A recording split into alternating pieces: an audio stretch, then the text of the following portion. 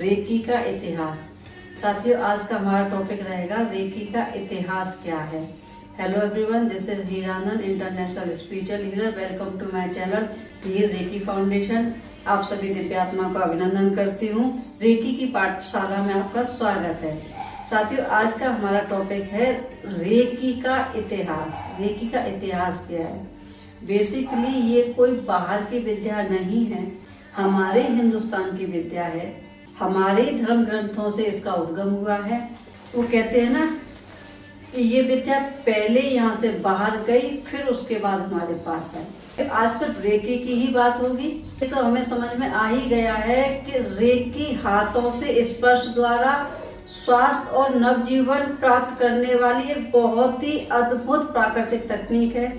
ये हमारे शास्त्रों में और कहानियों में कई बार पढ़ते हैं और सुनते हैं कि फलाने ईश्वर या देव या संत ने इस तरह हाथों के स्पर्श से किसी को रोग मुक्त कर दिया है या किसी में नए प्राण डाल दिए हैं। साथियों, ऐसी बातें हमें अक्सर करके सुनने को मिल जाती हैं। स्पेशली ईसा मसीह, भगवान बुद्ध, गुरु नानक देव जी। साथियों, ये नाम बहुत ज्यादा उल्लेखनीय है।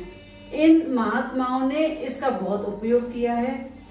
रेकी कितने हजारों साल पुरानी है, इसका सही इतिहास तो अभी तक छुपा हुआ है। परंतु भगवान बुद्ध और ईसा मसीह के जमाने में इस विद्या का पूरा प्रचलन था, जो कि आज से 2-2.5 हजार साल पहले अवतरित हुए थे।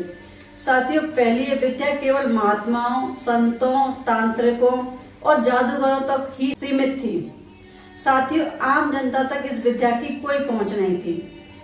साथियों, इसीलिए ये उपचार विद्या गुरु शिष्य परंपरा से ही आगे बढ़ती थी और गूढ़ शास्त्रों में रहस्यमय भाषा में छुपी रह गई, क्योंकि इस विद्या का मूल स्रोत बौद्ध ग्रंथ हैं, जिसमें आत्म साधना, साक्षात्कार एवं निर्माण की एकमात्र जीवन का ध्येय है। शारीरिक साधना या उपचार को बहुत अधिक महत्व नहीं दिया गया। साथियों, इसी कारण यह विद्या प्रभावशाली होती हुई भी आम जनता तक नहीं पहुंच पाई है। इसके पीछे शायद मूल कारण यही रहा होगा कि मानव कहीं मूल तत्व आत्मा के बजाय शरीर के उपचार तक सीमित न रह जाए। और साथ ही शायद हो सकता है दूसरा कारण ये भी रहा होगा कि कहीं सामान्य आदमी, अज्ञानी, अविवेकी या कोई गलत तरीके के लोगों के हाथों में ये विद्या चली जाए और उनके हाथों में जाकर इसका कहीं मिसयूज न हो जाए। और साथ ही हो सकता है कि कोई एक कारण ऐसा भी रहा हो कि तपस्वी महात्मा अपने महत्व को बनाए रखने के लिए इस विद्या को गोपनीय रखना चाहते हो, जिन्होंने बड़ी तपस्या करके, सेवा करके इसको प्राप्त किया है।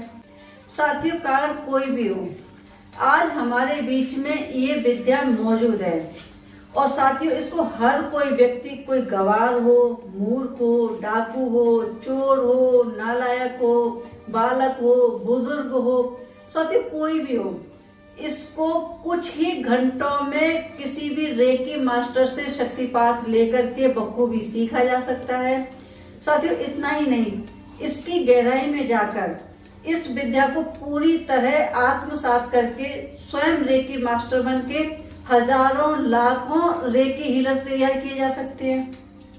साथियों, इस विद्या की खूबी यही है कि हर व्यक्ति अगर सच्ची और प्रबल इच्छा रखता हो तो रेकी उपचारक या रेकी मास्टर बन सकता है।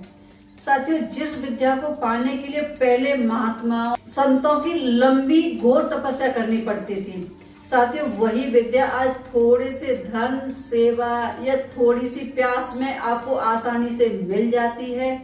इतनी सरल, सहज, हस्तांतरित होने वाली कला को पुनर्जीवित किया था डॉक्टर मिकाओ उसुई ने। साथियों, इस विद्या को वास्तविक पुनर्जन्म देने का और इसकी महानता को स्थापित करने का जो श्रेय जाता है वो जाता है डॉक्टर मिकाओ उसुई को, जिनके 28 साल की मेहनत और तपस्या का फल आज हम सब खा रहे हैं, खा सकते हैं। साथियों, अगर डॉक्टर उसुई सालों तक खोज करके अपने उपवास एवं ध्यान द्वारा इस विद्या को प्राप्त नहीं करते तो शायद ये रेकी विद्या इसी तरह हमारे शास्त्रों में छुपी रह जाती और सामान्य लोगों तक कभी नहीं पहुंच पाती। वैसे तो साथियों हमारे हिंदुस्तान की बहुत बड़ा दुर्भाग्य है कि जो भी विद्या अच्छी होती है वो कुछ ही चंद लोगों के हाथों में होती है, जो कि खुद ही रखना चाहते हैं और आम जनता तक उसको नहीं पहुंचने देते हैं। साथियों हम बहुत खुशकिस्मत हैं कि ये विद्या बाहर गई और वहां से लौट करके फिर हमारे देश में आ गई, और साथियों इसका हम लाभ ले पा रहे हैं। इसलिए कोई भी भाई बहन, कोई भी साथी रेकी सीखना चाहता है, करना चाहता है, बहुत आसानी से अवेलेबल है, कोई भी आसानी से इसको सीख सकता है और इसको अपने जीवन यापन का माध्यम बना सकता है, अपने जीवन को बेटर कर सकता है। मैं भी रेकी सिखाती हूँ, अगर आप में से कोई इंटरेस्टेड हो तो मुझसे रेकी सीख सकते हैं।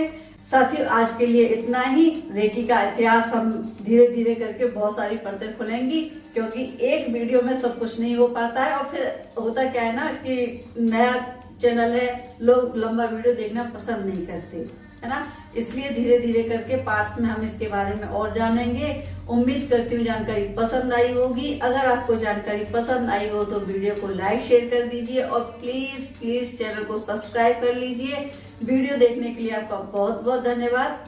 Thank you.